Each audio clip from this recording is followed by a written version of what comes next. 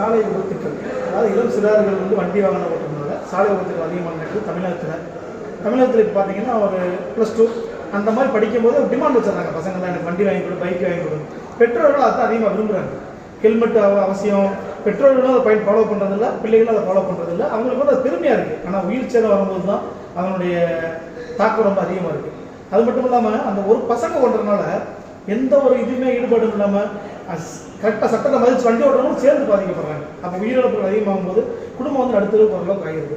இதுக்கெல்லாம் ஒரே இது என்னென்னா, நம்ம என்ன சட்டம் போட்டு போலீஸ் வச்சு பிடிச்சாலும் இது நடைமுறை கொண்டு வர முடியாது. குழந்தைகளுக்கு அடிப்படை கல்வி, அதாவது 5வது 6வது வந்து மோட்டர் வாகன சட்டத்தை ஒரு பாடமாக கொண்டு வரணும். அதனுடைய விளக்கங்கள் எல்லாம் தெளிவாக சொல்லணும்.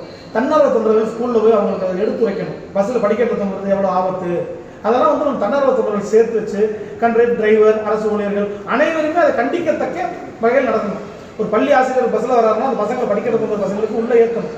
ஆனால் இவங்க எதுவுமே கண்டுக்கிறது இல்லை. இவங்க அதை கூட பெருமையாகவும் ஒரு ஸ்டைலாக பசங்க நினச்சி தான் இந்த மாதிரி விபத்துகள் அதிகம் நடக்குது. இதை வந்து நம்ம தட்டி கழிக்கிறதுக்கோ பொதுமக்கள் எல்லாருமே ஒரு இதை எடுத்து கண்டிப்பாக வண்டியில் கேட்டிருக்கணும்.